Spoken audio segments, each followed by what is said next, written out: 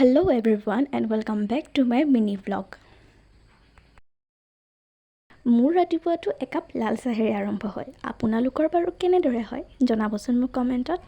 আৰু এইফালে ইজনী মই গৰমত অৱস্থা বেয়া যিহেতু এইকেইদিন বহুত বেছি ৰ'দ দি আছে।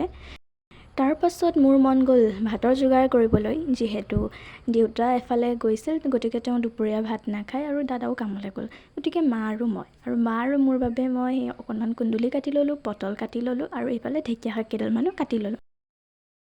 আৰু এনেকুৱা গৰমৰ দিনত কঁঠাল গুটি পিটিকা খাবলৈ খুবেই মন যায় নহয়নে বাৰু? সেইবাবে কঁঠাল গুটি কেইটামানো তিয়াই থ'লোঁ আৰু ইমান বেছি গৰম সেইকাৰণে ৰিয়েলৰ এপল ফ্লেভাৰৰ এটা জুচ খাই ল'লোঁ। তাৰপিছত এয়া ভাত ৰেডি হৈ গ'ল, দালি, কুন্দুলি আৰু ঢেকীয়া ভাজি, কঁঠাল গুটি পিটিকা, ভেদাইলতাৰ জোল, পটল ফ্ৰাই আৰু অকণমান আলু ভাজি আছিল।